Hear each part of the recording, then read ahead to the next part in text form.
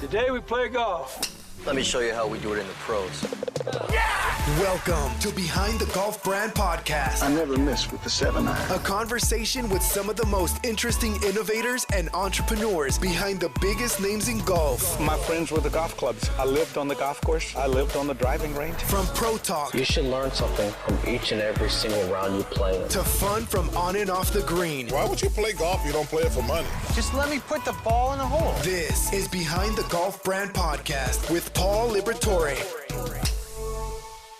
What's up, guys? Welcome to the Behind the Golf Brand Podcast. Today, I have a really good friend of mine. I'm really super excited to talk to him about his new book. That's my friend Charlie. He is an author, lawyer. I mean, he's a jack of all trades. And when I just read his bio, it blew my mind. Just his life and his accomplishments and who he is as a person. So I'm really excited to have him on the show today. This is going to be a really good time. So welcome to the show. My pleasure. Happy to be with you. So Charlie, tell the audience how old you are, because he told me today and I couldn't believe it. On September the 12th, which is 6 days away, I'll be 92. 92 years old. That is crazy. And he just wrote a book at 92. How cool is that? Well, I mean, I can't even write a book and I'm more than half that away. So that's amazing. I feel well. I think I'm physically, I'm fine. Mentally, as I said, you probably need to talk to somebody else. You can hardly judge your own mental capacity, but I think I'm okay. Yeah, you got to get a doctor's opinion, right? So let me first ask you this. So you are a lawyer. What year did you graduate law school? I went to Yale Law School. Yale. Holy crap. Okay. And what year did you graduate? 1955. Oh my God. So when you graduated from Yale, so just to put some background, are you a professional golfer? No, I'm an 18 handicapper and never expect to get better. And it doesn't bother me a bit. Did you ever get lower than 18, or that's always been kind of like your magic number? Yeah, probably 16. But 16. Yeah. That's good. I'm 22, so I mean that's okay. I never really have cared about score. I play golf for the camaraderie, the venues, just the look and feel of it, and obviously I'd like to play better, but it's not in my my bucket list. No, you started out, went to law school, you went to Yale, which is amazing. And then you graduated from law school. And did you start practicing law once you got right out of school? I joined the law firm right out of law school. I practiced for about 9 months. And then this was back in the days when the draft was still in effect. And I was drafted into the Army and spent a couple of years there. Then came back to that law firm where I spent another, 6 or 7 years. And then I had the opportunity to become a CEO of one of my client companies, Taft Broadcasting Company. And that's how I got from law to business. They drafted you, really? So even you're practicing law, I mean, in the 50s, right? So was this like during the Korean War, or was it right after Korean War? Yeah. Oh yeah, we were all drafted. So you got drafted? I didn't know that. I got a student deferment while I was in college and law school. But the minute I got out of law school, they grabbed you. 9 months later, I was drafted. Wow. And so, but then you became a JAG, right?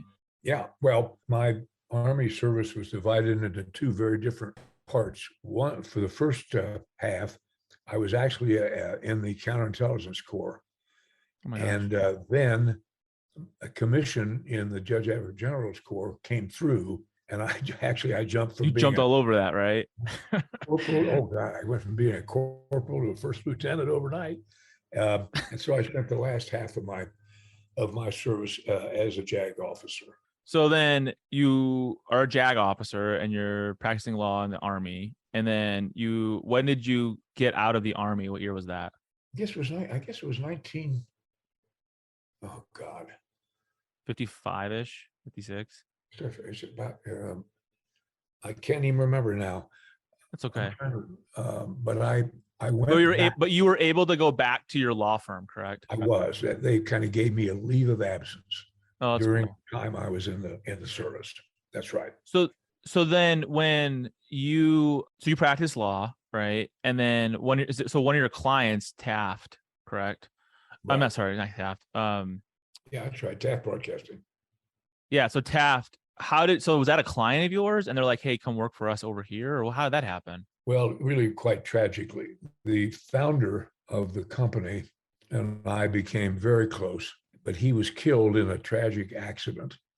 And he really had never spent any time thinking about his succession or his successor.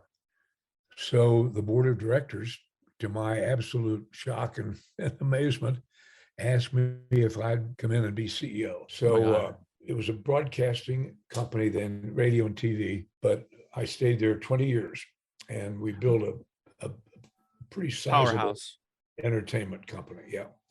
Because this is in Ohio, right? Cincinnati. I love Cincinnati. That's a cool town. Great town. It's very Midwestern too. Like it's not, I don't know. I liked it a lot when I went there. So you really went from practicing law to the CEO of a broadcasting company, and they're just like, "Hey, we want you to do this." I mean, you must have been a shining star, right? If they thought you had the ability to run a corporation like that, that's crazy. Well, I don't want to flatter myself, but I did know the company. I'd been its general counsel, knew the key people, and but frankly, the biggest challenge I had. Think about this. This founder of the company is killed. The young lawyer comes into the company as CEO. And if you're say a manager of a TV station, you're going to say, hey, they're going to sell the company. The founder is gone. The young lawyer came in. He's never been in this business before. He's there.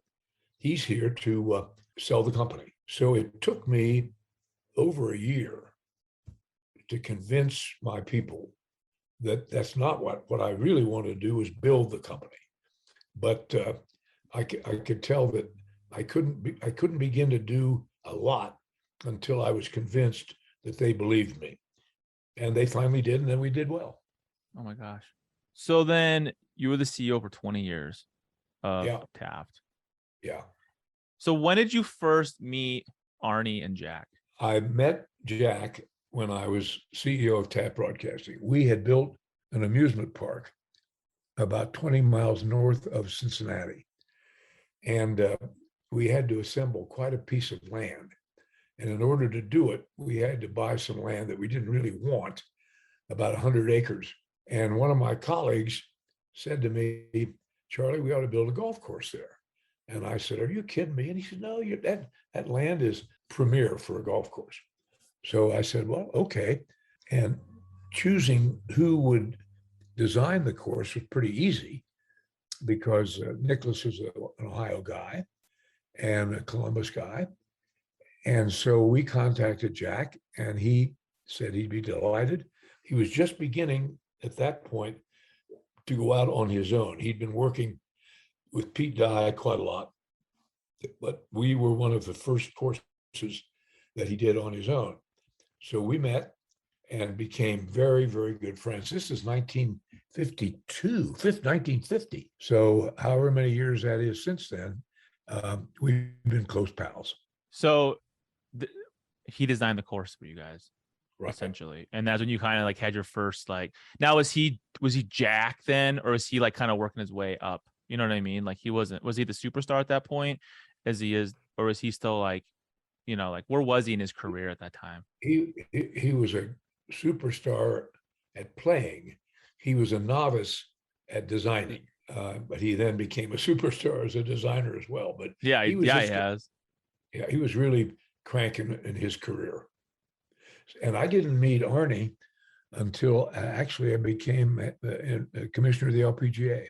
I did not know Arnie. I started running into him then because I was exposed to the golf world. And the last event of my LPGA career, I know we're jumping ahead here a bit, but that's all right. I'll take us back. Don't worry. Arnie met me on the golf course said, I'd like to talk to you. And so after the round, we got together and had a beer. And Arnie said, Charlie, I want you to come in and run all my companies. Well, I just For reals? Yeah, I about fell off the chair. And I said, Arnie, I'm overwhelmed. I can't do it though, because I've already committed, since I was about to leave the LPGA, I've already committed to a number of jobs in Ohio, not jobs, but positions. Board positions, probably. Right? Yeah, board chairman of 2 or 3 companies. And so we agreed that we still wanted to figure out a way to make it happen. And about 6 months later, maybe less than that, 3 or 4 months later, I got a call from him, and we got together again. And he said, here's what I want to do.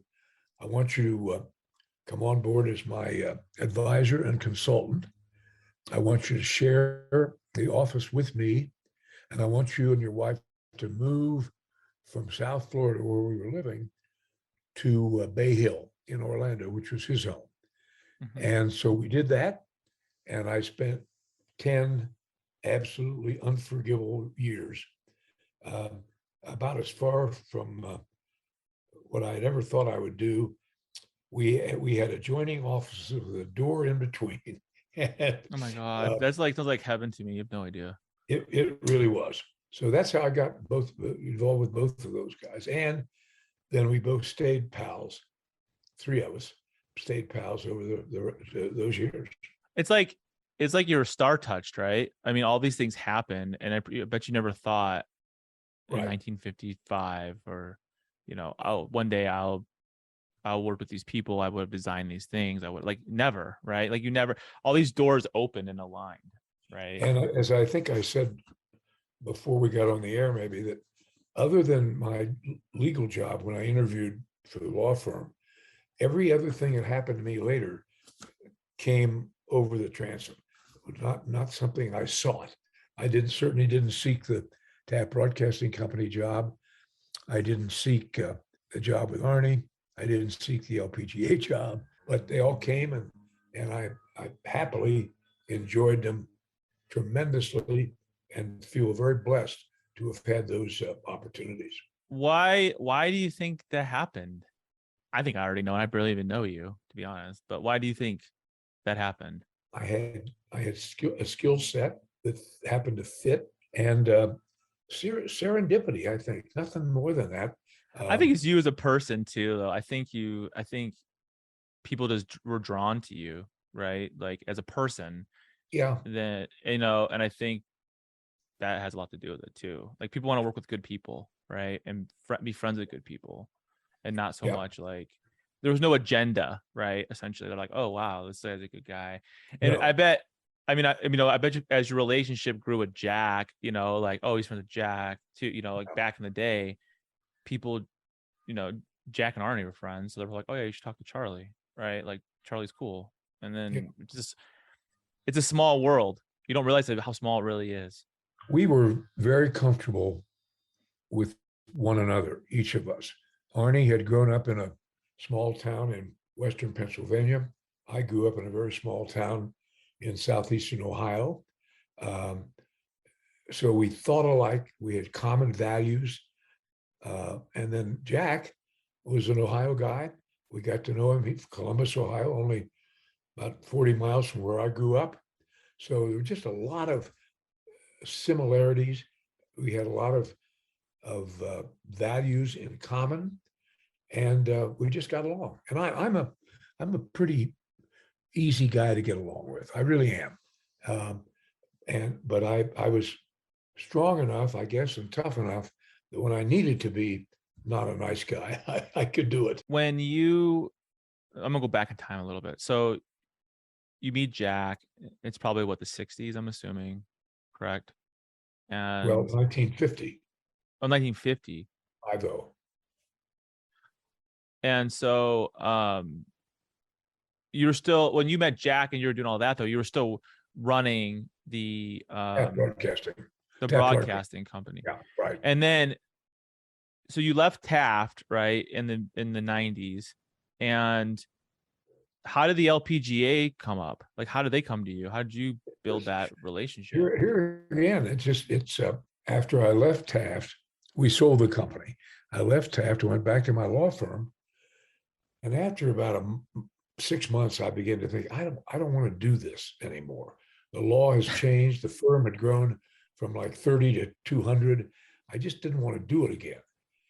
Yeah. So as I was contemplating what I was going to do, the phone rings one day, and it's a gal named Judy Dickinson, who was the president of the LPGA Players Association.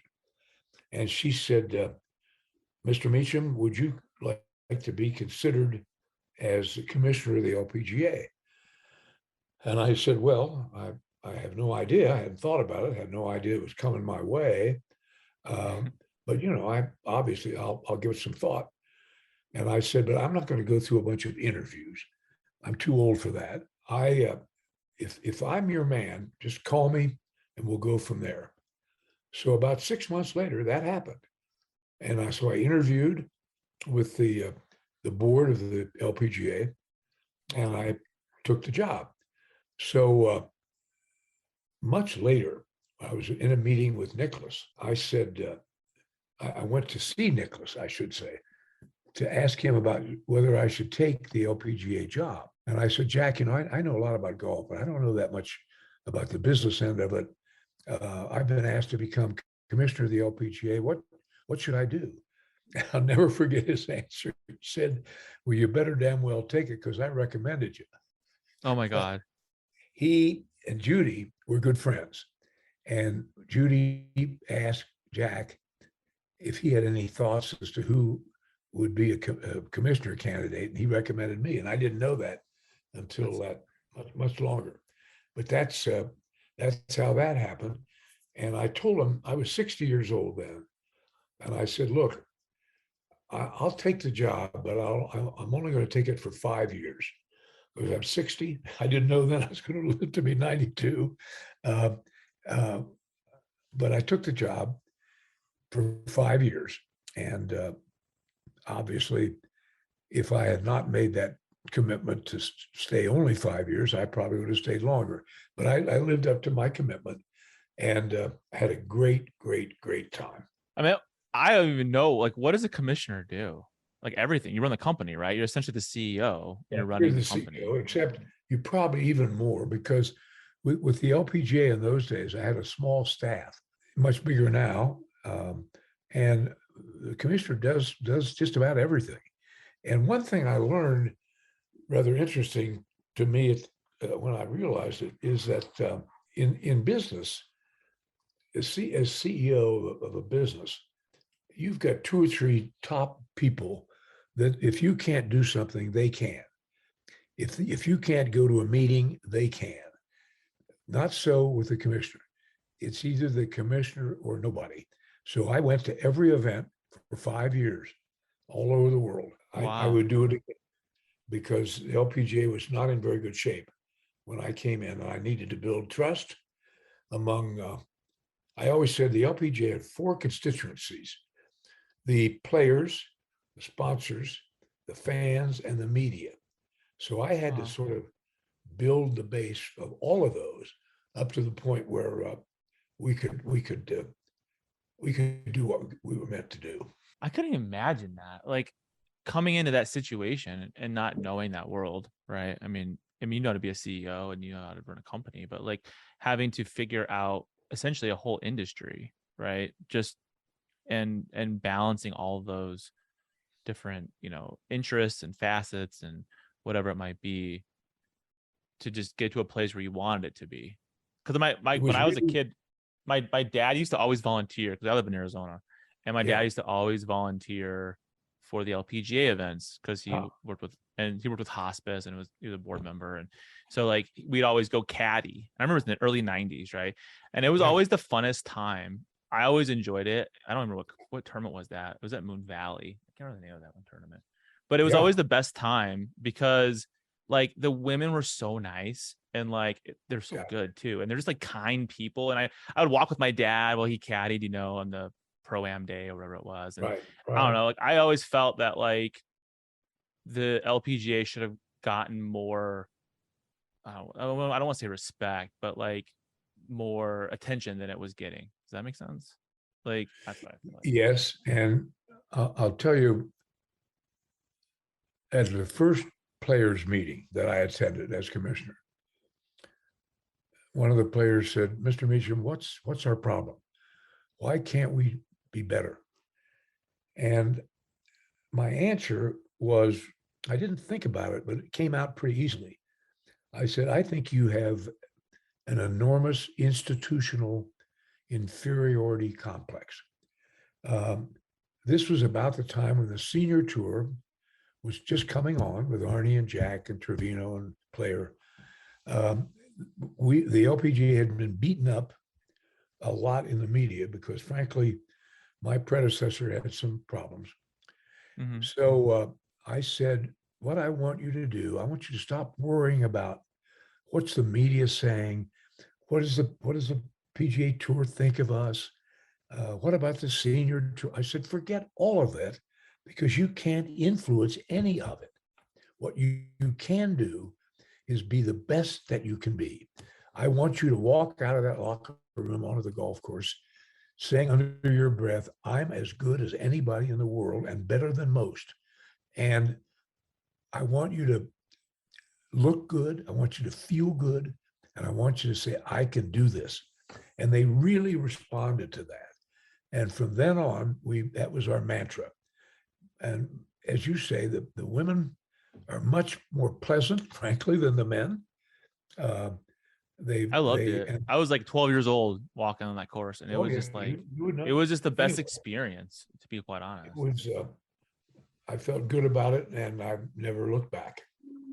So you spend 5 years with the LPGA, and then Arnie comes over to you and is like, hey, I want you to help me out here. Yeah. That's exactly right. And we got along famously.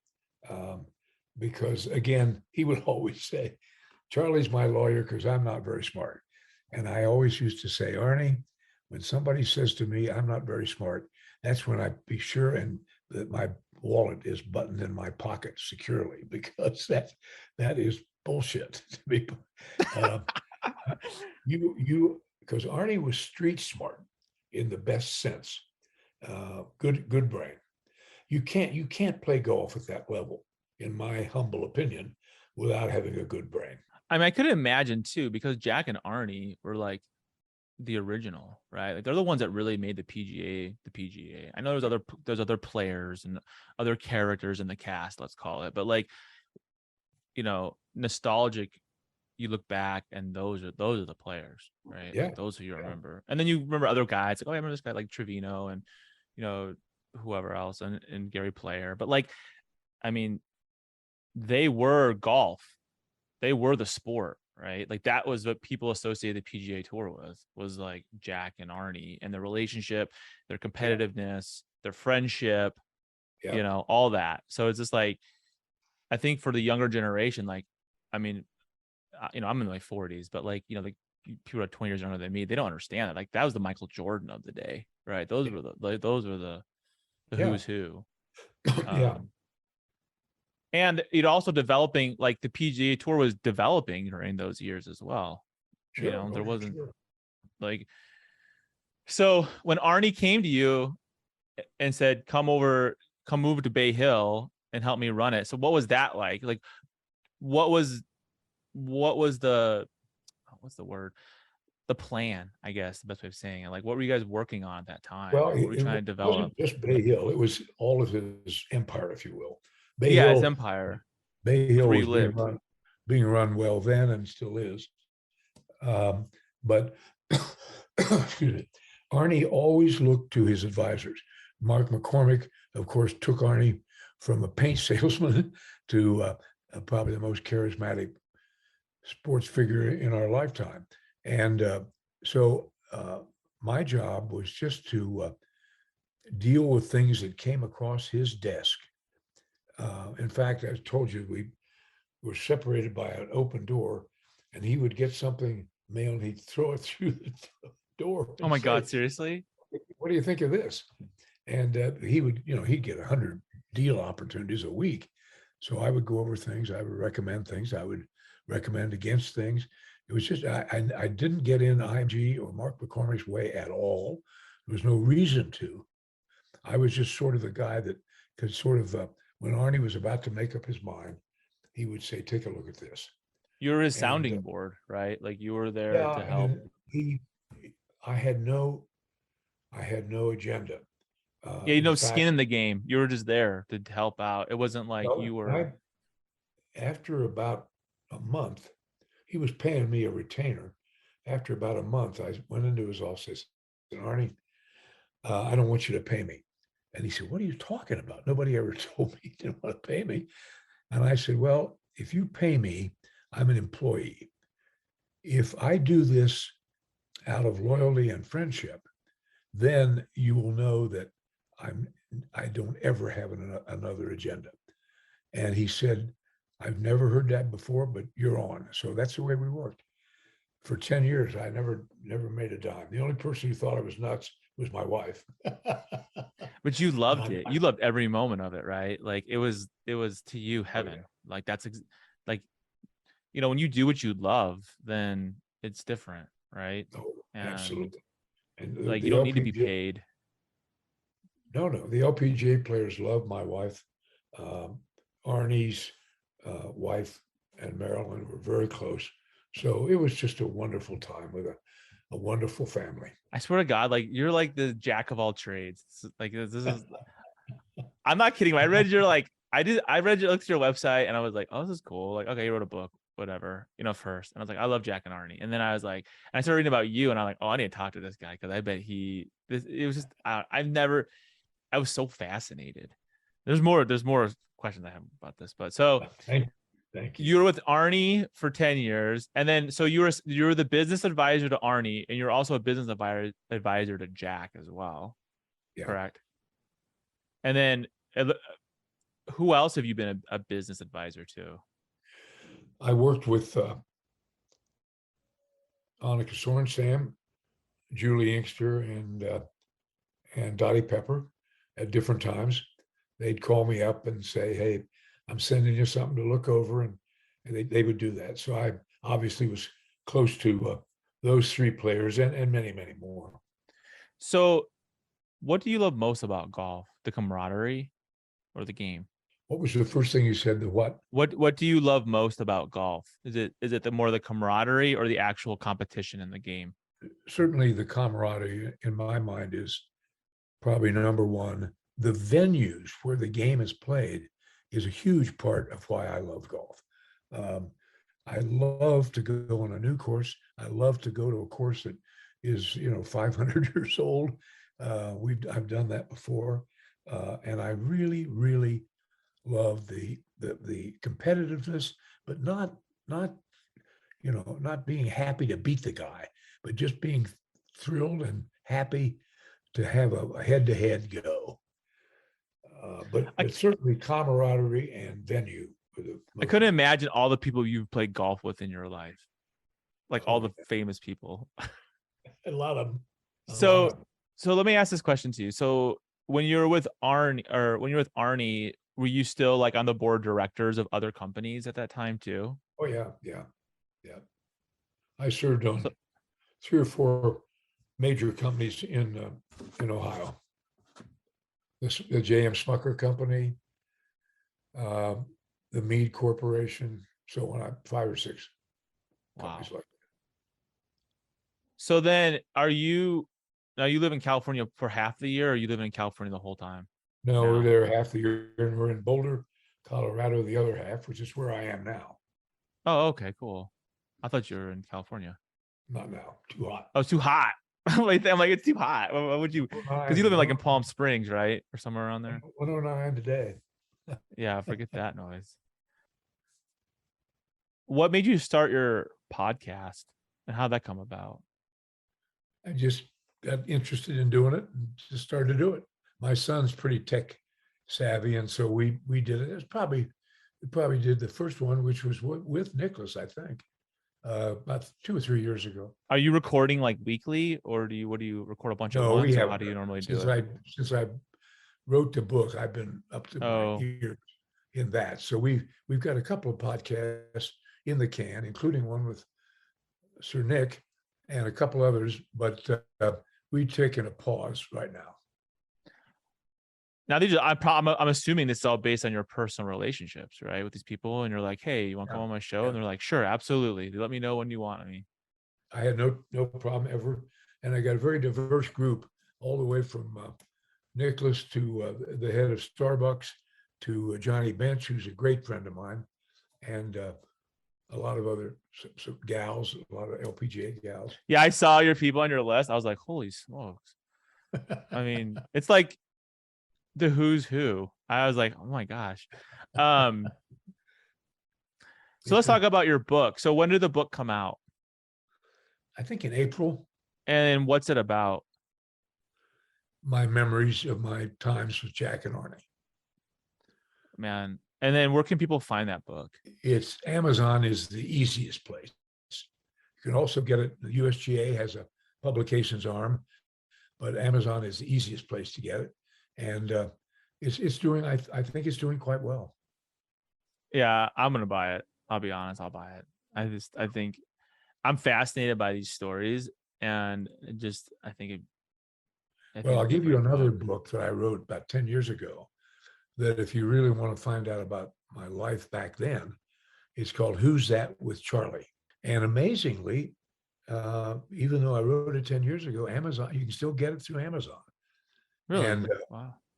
That tells you more about me as a person. The Arnie and Jack is obviously about them. But that sounds awesome. Yeah, I'll get them both. That's amazing. So what would you tell somebody like me in a younger generation coming into the golf industry as like advice? Work hard, and prioritize. Thing I find that most people go wrong, they try to do too many things at the same time. So prioritize your life and your jobs. Be a nice guy. Let's face it, that was the heart of Arnie's charisma. He was a nice guy, and he was the same in private as he was in public. And Jack has become that way. He didn't start out that way, but he became that way. So I would say prioritize, work hard, and just be a plain nice guy because people respond to that. So hopefully that's helpful. I think it's good for any business, to be honest, right? I think it's great for any business, or, if you want to be a leader and you want to succeed in life, just be a nice guy and, do the right thing and prioritize your what's important and what's not. Arnie once said, I may be missing this quote a little bit, but I was talking about being a nice guy. He said, Charlie, being a nice guy is easy. You got to work to be a horse's ass. Oh my God, hilarious. And actually he said, you gotta work to become an asshole. That's what he said. Easy to be a nice guy. Anyway, thank you for being on the show today. I really appreciate it. You guys need to check out Charlie's books.